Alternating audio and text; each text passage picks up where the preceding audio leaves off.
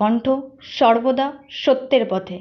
2রা মে বৃহস্পতিবার দুপুর 12টা নাগাদ বীরভূমের রামপুরহাট 1 নম্বর বিডিও অফিসের সামনে বালতি এবং হাঁড়ি হাতে নিয়ে বিজেপির মহিলা সদস্যরা বিক্ষোভ দেখান।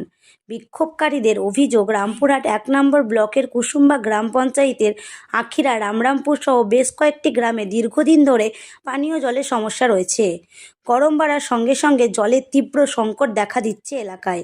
গ্রামবাসীদের দাবি, বারবার প্রশাসনের বিভিন্ন দপ্তরে জানিয়ে কোনো সুরা হয়নি। তাই আজ গ্রামের বিজেপির মহিলা সদস্যরা হাঁড়ি বালতি নিয়ে বিডিও অফিসের সামনে বিক্ষোভ দেখান।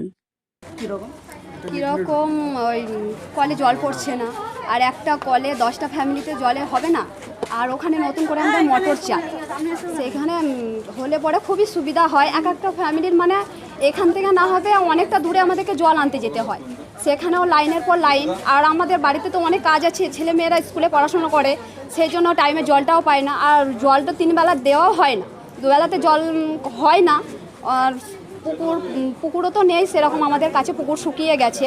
সেই জন্য আমরা বিডিও সাহেবের কাছে আবেদন জানাতে এসেছি আমাদের ওইখানে একটা নতুন করে মোটর বসানোর সুযোগ করে দেয়।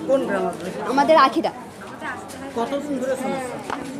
প্রায় 2 মাস 3 মাস থেকে সমস্যা হচ্ছে, আর তার আগেও হয়েছে।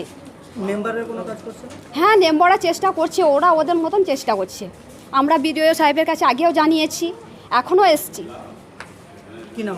বিউটিলেট।